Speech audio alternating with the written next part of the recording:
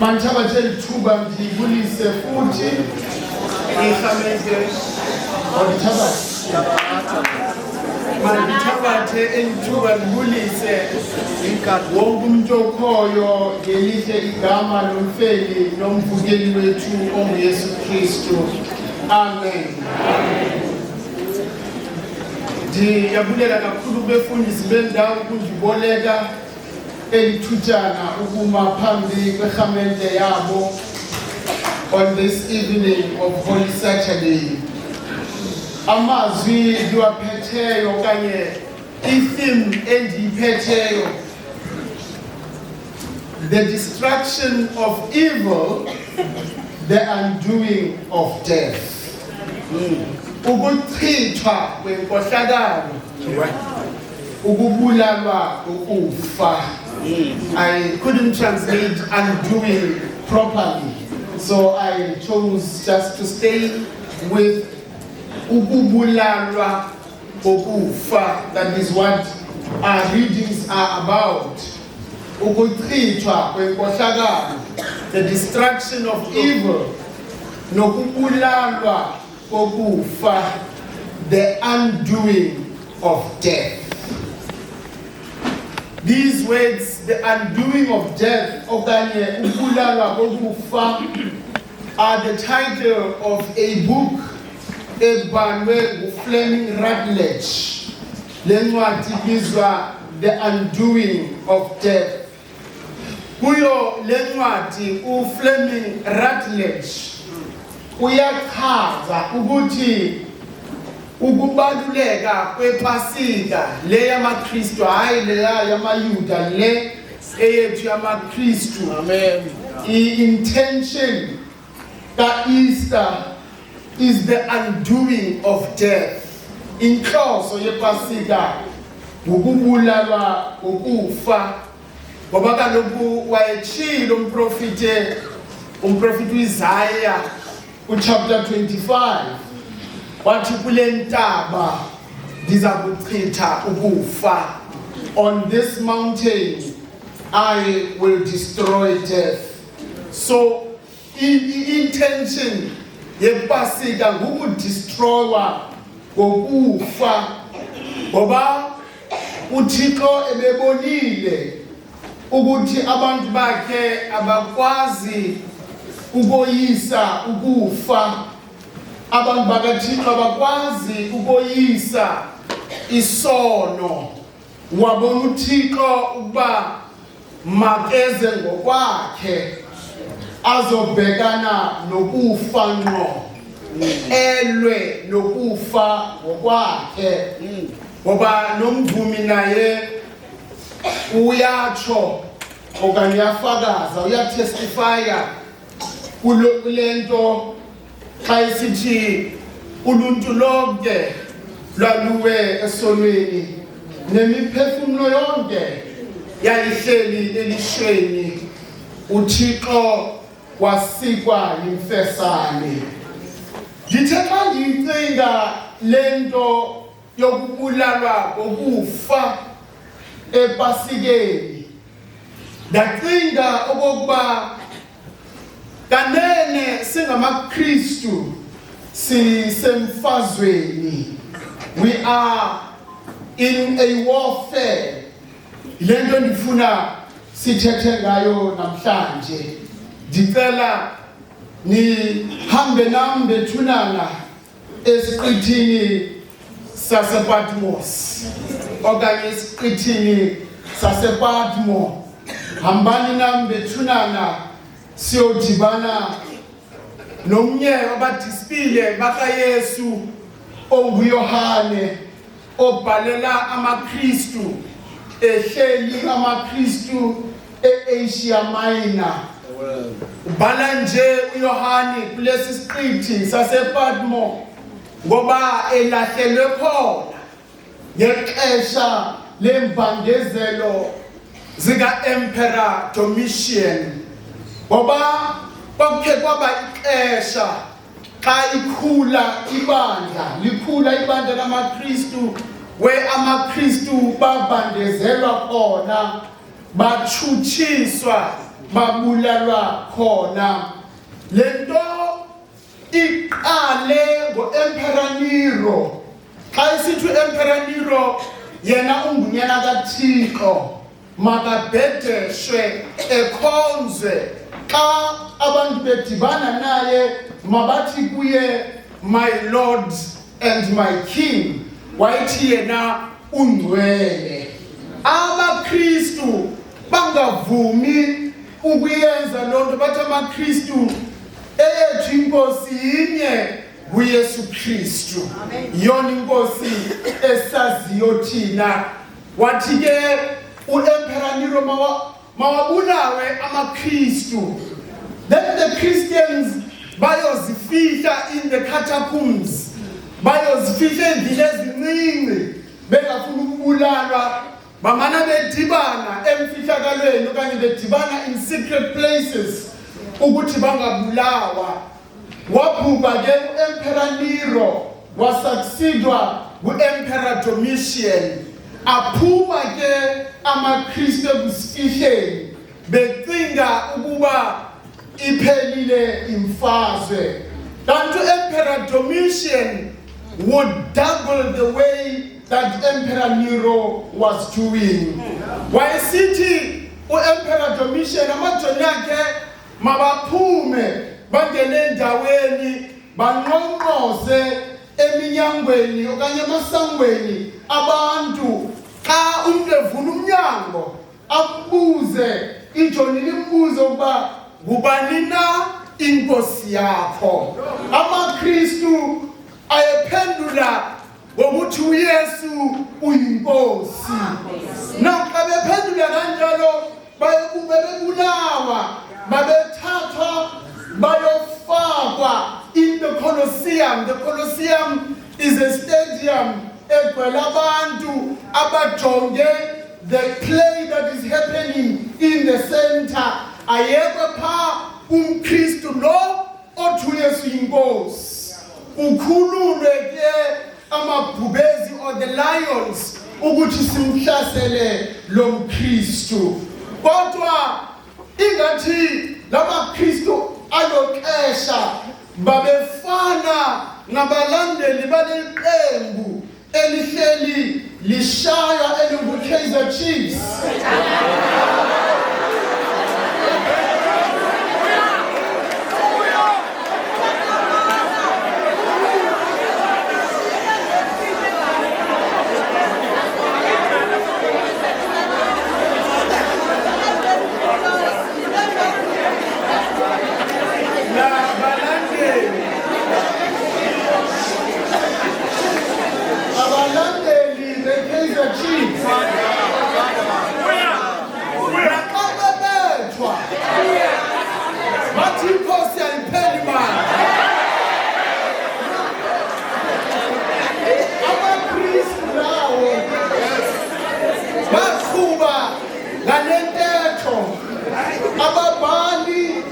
uBruce Malina noJohn Pierce bathi uYohane wayekhona naye phakathi kulamaKristu.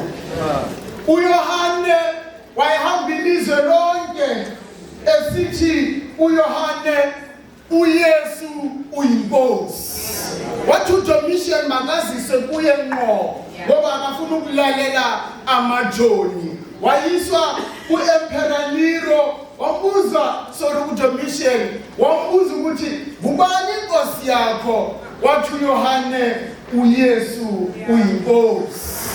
Walayezwa ke u-Emperor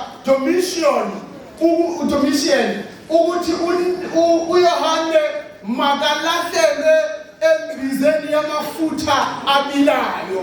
Batsho ababhali uthe xa ephuma bejonge embizeni ukuthi uzakuphuma into efile, uphuma umuntu ophilayo, usatsho nangoku uthi uYesu uyinkosi. Now xa ebona uba akafuna uva lo mfo uDomitian wathi makakhutshwe amehlo akhe. Wakhutshwa amehlo uYohane naxa ekhutshamehlo wahamba ilizwe lonke usathi uYesu uyinkosi. It's the last resort. Wathi Domitian makalahlelwe esiqithini sasePatmo. Xa isesiqithini sasePatmo engaboni, engenamehlo, engakwazi ukubhala into, uthi uYohane kodwa ndabona izulu livuleka ekhona ohleli etroneni olawulayo, bonke abakhona beguqa phambi kwakhe besithi kuye, wena Yesu uyinkosi, wena kaThixo ezisusayo izono zelizwe. Izono ezisusayo izono zelizwe. Now ithi incwadi yesitshile xa iqala ithi bhala, ubhalele amabandla ayisixhenxe, ubabhalele ukubakhuthaza ukuthi under the oppression ebekuyo uYesu uyalawula, uYesu uhleli esihlalweni sobukhosi. Ndakhumbula xa ndiyicinga lento ukuthi lesiqithi sasePatmo was a place of revelation for uYohane, isitshilelo sokubona izinto zezulu, hayi izinto zasemhlabeni. Noba ethetha nabantu basemhlabeni kodwa baxelela imfihlakalo yasezulwini apho ndifuna siye khona at this time. Ndifuna sikhumbule singamaKristu okokuba sisemfazweni. Le mfazwe silwayo ichazwa kakuhle nguPawulosi xa esithi thina asilwi nenyama negazi kodwa silwa naziphathamandla zendawo yenkohlakalo. We are fighting against the authorities, the powers and the principalities of the evil world. Le mfazwe silwayo asiyilwi nabantu ababonwa ngamehlo, abantu who are tangible, awukwazi ukubabamba ngesandla sakho. Silwa nemimoya.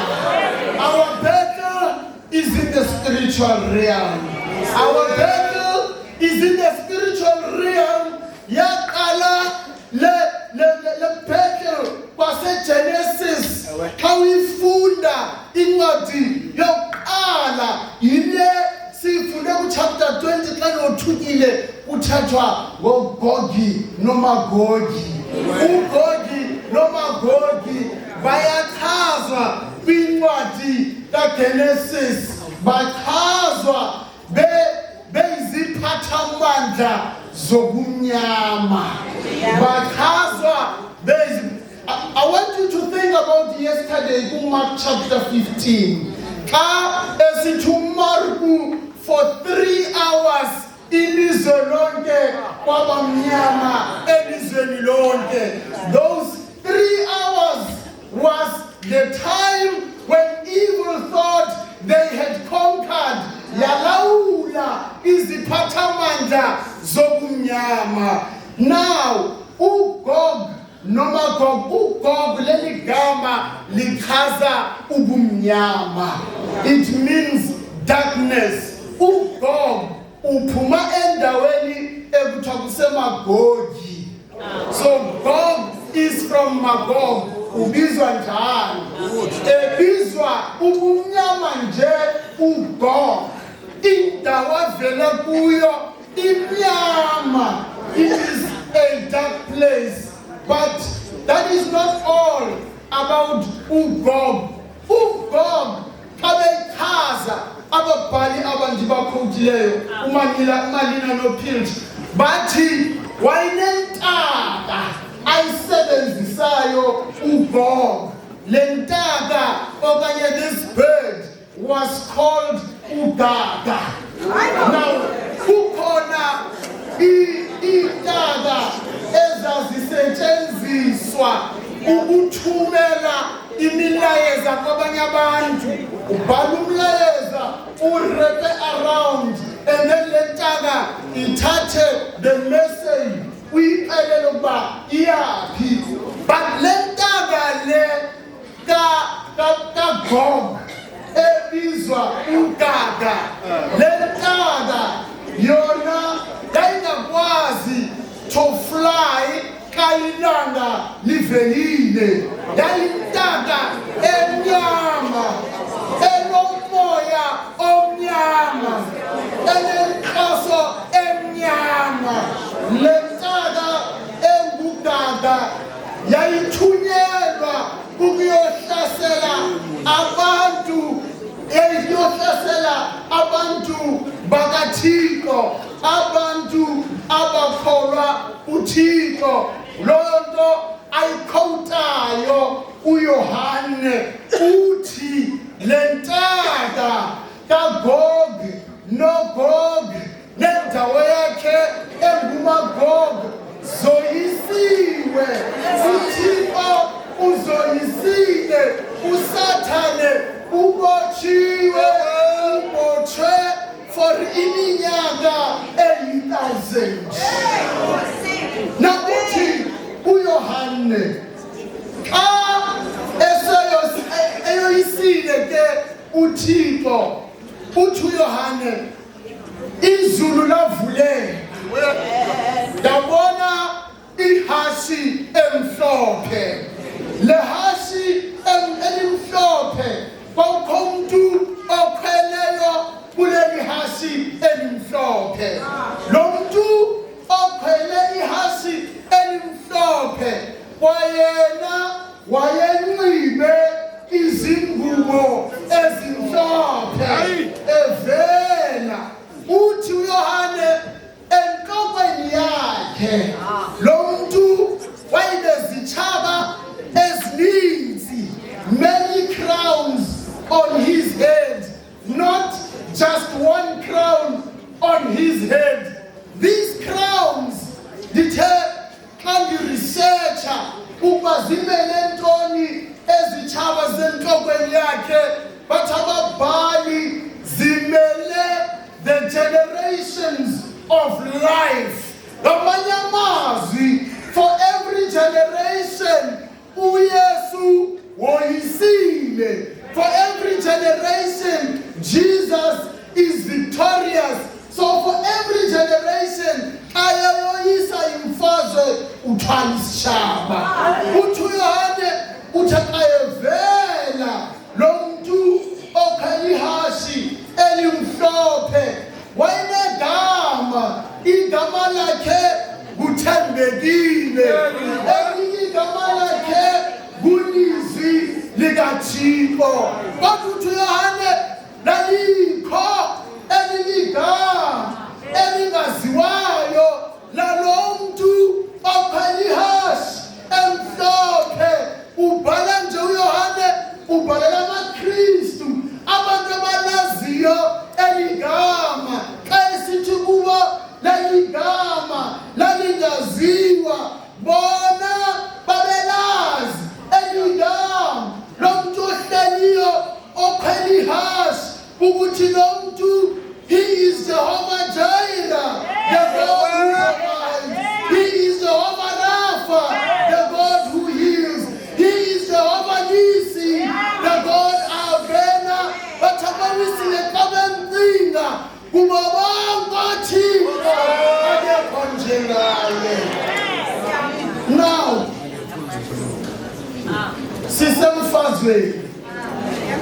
sisemfazweni silwa nemimoya,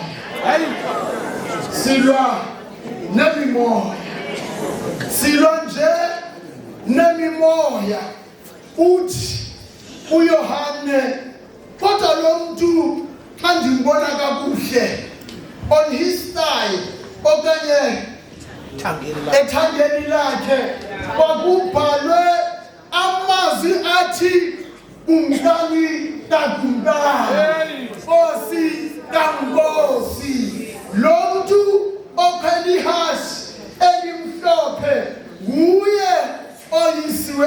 usoyisile. Now lemfazwe sikuyo khamela ngale kaThixo, lemfazwe silwayo yemimoya. Uthi omnyumbhali Bruce Longnecker uthi lemfazwe esilwayo namaphakathi neziphathamandla zomoya omubi neziphathamandla zobumnyama. Siyasazi muzi leziphathamandla zobumnyama, siyasazi. Naye lentaka engukudanga siyayazi.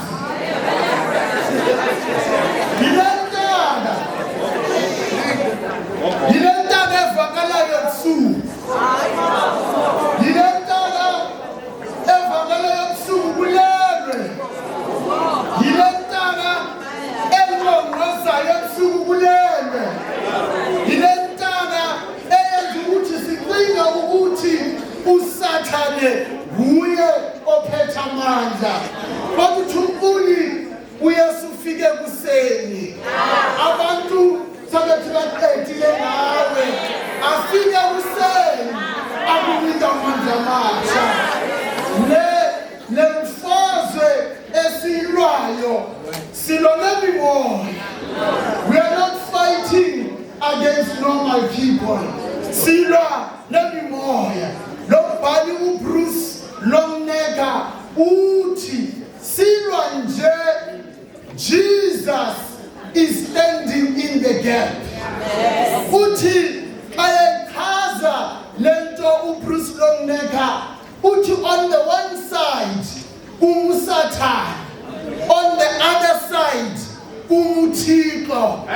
On the one side uSatan, on the other side uThixo. Ayiqala ukwenzeka lemfazwe yemimoya emimbi yayikhona kwincwadi kaJobi edibana noThixo uSathane.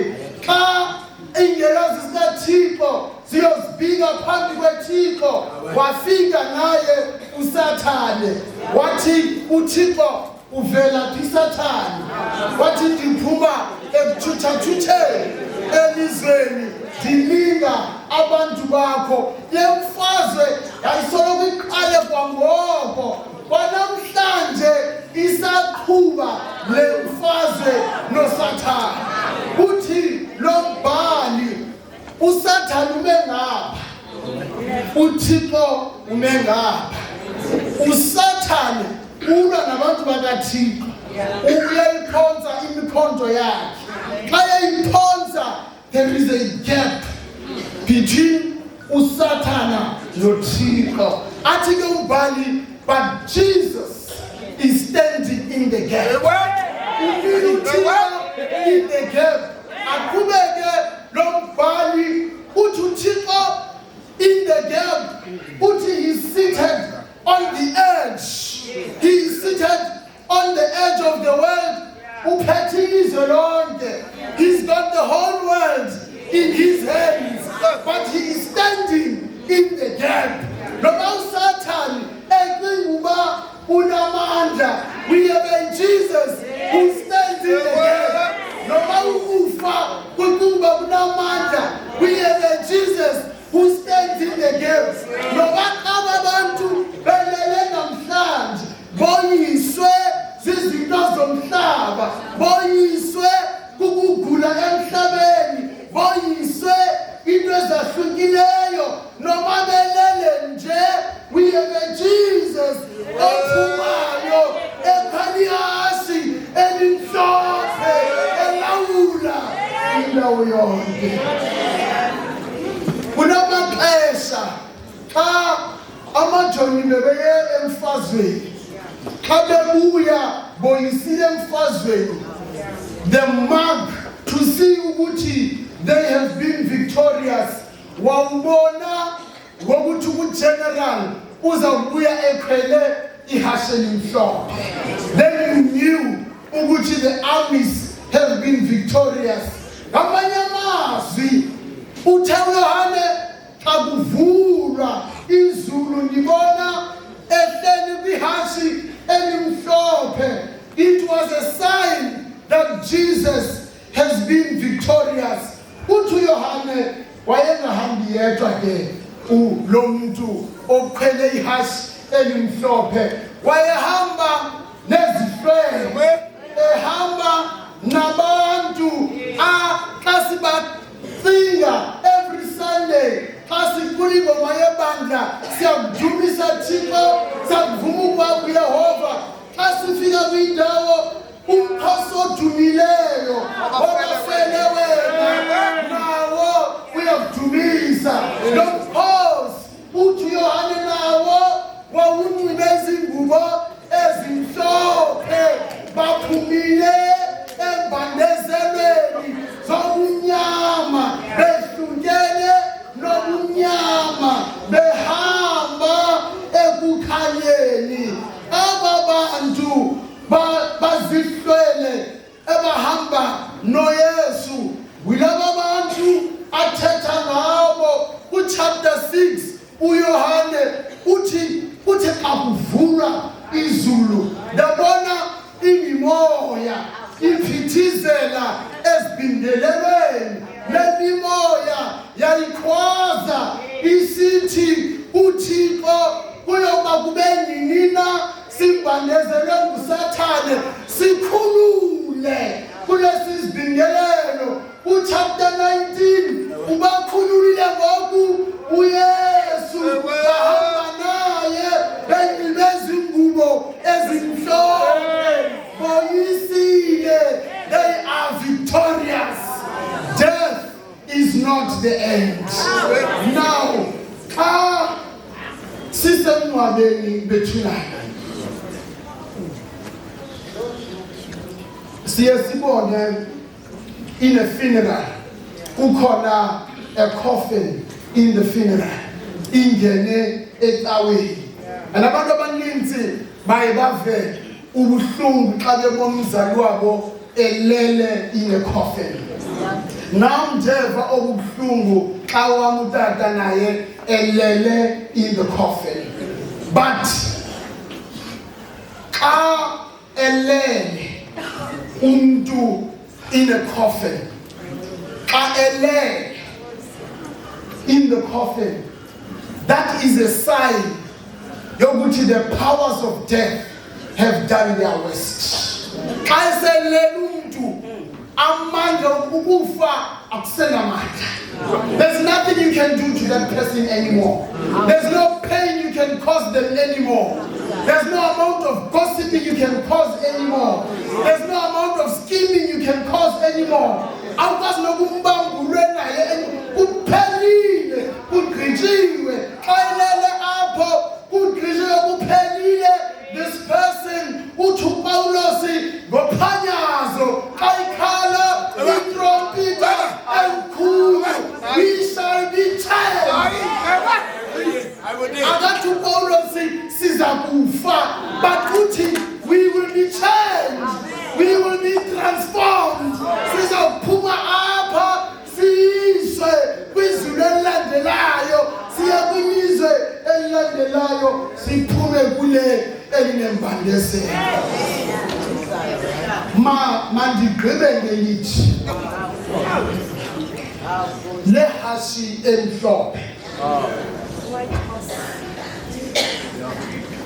ekhwelwe nguYesu is a sign that evil has been destroyed and death has been undone. Inkohlakalo ichithiwe, ukufa kubulele. In English grammar, undoing death into that doesn't make sense. To undo death, how do you undo death? Death is death. To undo death, uchuba lo muntu uzakuphila msi. If umuntu lele apho ufile and wena uthi we are undoing death, and very igama nama 2000 these days xa umuntu ebhubhile kuthiwa the person has been unalived. Have you heard it? Nayo in English grammar there's nothing like that. Kodwa ke uthi Fleming Rutledge ke uthi lo mbhali ongu-Fleming Rutledge uthi Jesus okanye uYesu unamandla to undo death. Uthi uYesu unamandla wokubulala ukufa. Uthi uYesu uyamelana nokufa, ujongana nokufa emehlweni. uYesu adilishane nokufa ngqo. uYesu yasikhumbuza lo mbhali uthi yakhumbula pha xa kuthiwa kuye umngani wakho uLazaro uyagula usethunzeni lokufa, wathi uYesu yimani ndiseza waripotwa, kodwa uthi uYesu, but this illness will not end in death. Uthi uYesu ngoba ezazi ukuba yena amandla okubhekana nokufa. Kuyaripotwa ukuthi ayeseswelekile uLazaro, uyahlala uYesu akancane, ufika sekuthiwa une 3 days eswelekile. Uyabuza uYesu ukuba nimbekephi, bathi hayi Nkosi, noko sey'nsuku ezintathu, noko umzimba useqale ukubona. Wathi nimbekephi, wathi ukula grave okanye kula tomb, wathi vulani the grave, yavulwa wahlangabezwa by the smell of death. Kodwa uYesu yakwazi ukubhekana nokufa, yakwazi ukubhekana nevumba lokufa. Uthe xa engena kulelo nqaba uYesu uthi unobalisa uYohane uthi watsho uYesu wadanduluka ngelizwi elikhulu wathi Lazaro vuka. Wavuka uLazaro ngoba owethu uThixo akukhathaleki okokuba ixesha lingakanani ufile, akukhathaleki uba unexesha lingakanani ulele, kunobuthongo bakho uYesu ubiza ngegama uphume kunobuthongo, uphume kunokufa ukuyo. Akukhathaleki ukuthi iminyaka iwu-15 une-degree umsebenzi ukekho. Xa efika uYesu uyawavusa amathemba.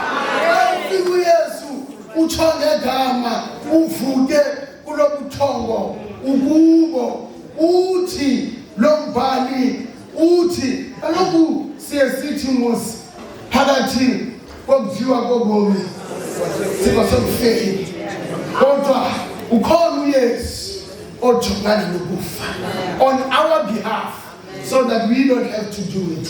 Na uthi lo mbhali Jesus unamandla, has the power to undo death.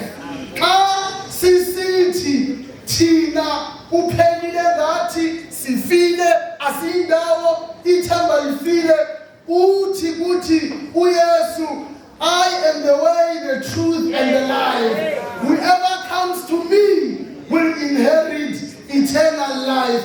Utsho uYesu kulabazalwane bekubiza amagama wabo namhlanje besithi befile uyafika uYesu, and then he undoes death. He undoes it ngokusikhulula ebuqhobokweni besono, ebuqhobokweni bokufa. He undoes death. He cancels death. He reverses death. He causes the downfall of death. He dismantles death. He destroys death. He kills death itself. Avakala mazwi athi uphina ulafika lakho kufa. Aphina amandla akho hadesi. Ngoba pha kuchapter 20 uthi uYohane wambamba uSathane uYesu. Yesu wabamba uSathane wambopha for 1,000 years ukuthi akazophinda avuke. Jesus has defeated death forever and forever. Nizakuyiva le ndaba kabuhle kusasa ekuseni. Amakhosikazi afika enqwabeni entabeni ekuthiwa ulele khona uYesu. Bafumane bona inqaba livuliwe li-empty kungekho mntu kulo. Bazalibona bayitestifye le nto omama tomorrow morning. And that is why we sing the Apostles' Creed every Sunday. Nakukuvuka kwabafileyo sikholwa kuye. Be comforted, my friends, by knowing ukuthi inkohlakalo ichithiwe, ukufa kubulewe ngoKristu Nkosi yethu. Amen.